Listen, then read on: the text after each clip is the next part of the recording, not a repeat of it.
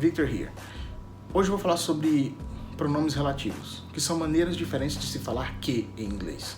Para falar esse que, em português a gente só tem uma palavra, em inglês não. Em inglês a gente não tem uma palavra dedicada para isso, então a gente usa outras palavras, dependendo se a gente está falando de coisas, pessoas, opções, tempo, ou se a gente quer usar uma maneira mais geral.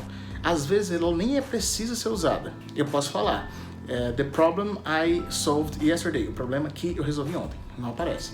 Mas para a gente utilizar ela, de maneira geral, eu vou utilizar as palavras that, who, whom, which, where, when e whose também, que na verdade o whose não vai ser que, vai ser de quem, seria cujo, é como se eu colocasse isso. Então quando eu quero usar, por exemplo, that normalmente significa aquele, who significa quem, which significa qual. Eu tenho os significados originais dessa palavra, só que elas também podem ser utilizadas como a palavra que. E quando que eu vou utilizá-las? Bom, o that, ele vai ser um uso mais geral, ele vai servir como coringa. Quase sempre eu vou colocar o that e vai servir. Mas quando eu falo, por exemplo, especificamente de pessoas, eu posso usar o that, ou eu posso usar também o who. He's the man who lives in Palmas. Ou eu posso falar he's the man that lives in Palmas. Tá? Eu estou falando de pessoas. Eu vou utilizar o which quando eu estiver falando de opções. Nessa frase, he's the man who lives in Palmas, eu também poderia colocar he's the man which lives in Palmas se eu estivesse falando entre uma escolha, entre opções. Tem aquelas pessoas e dentre aquelas eu vou escolher. Mas uma outra frase bacana seria this is the backpack which I want to buy. Essa é a mochila que eu quero comprar. Porque eu tenho opções. Então se eu tenho algumas mochilas, essa é aquela que eu quero comprar.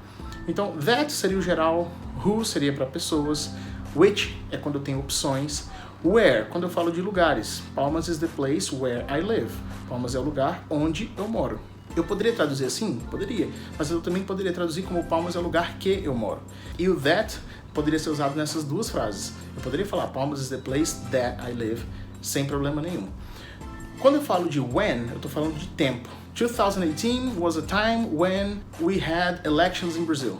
2018 foi uma época, foi um tempo, né, em que tivemos eleições no Brasil. Eu estou falando de tempo, de época, então eu posso usar when. Eu poderia usar that de novo também. 2018 was a time that we had elections in Brazil. Agora o whose, eu vou falar de posse, é de quem, é cujo. He is the man whose brother works for the government. Ele é o homem cujo irmão trabalha para o governo. Nesse caso, o that não vai servir, porque o that, nesse caso, seria que, e o whose vai dar o sentido de cujo, mas ele muitas vezes é trabalhado junto com isso. Então, entender todos esses é bem simples, porque você vai ver qual que elas vão ser usadas e o that vai servir em quase todos os casos. Porém, é importante você entender a frase para saber o que ele quer dizer naquele momento. Para além disso, é importante saber que essas expressões podem ser usadas para deixar uma expressão como definida ou não definida. Como assim? Se eu falar, por exemplo, the man who works for the government lives close to my house. O homem que trabalha para o governo mora perto da minha casa. Ou eu posso falar the man who works for the government lives close to my house. O homem que trabalha para o governo mora perto da minha casa. A princípio, parece a mesma coisa. Só que na primeira frase, eu estou dando uma informação adicional, especialmente porque eu coloquei entre vírgulas, ou seja, o homem, diga-se de passagem que ele trabalha para o governo, mora perto da minha casa. Enquanto na outra, eu estou dando uma informação que é essencial. O homem que trabalha para o governo mora perto da minha casa. Ou seja, poderia ser outro homem, então eu estou especificando, estou definindo. Portanto, quando você usa essas vírgulas, quando você coloca essas expressões entre vírgulas, você está mostrando que é uma informação adicional, e quando você não coloca, você está mostrando que é uma informação essencial. Quando a informação é essencial, você chama de definida, né? Você chama de defining clause.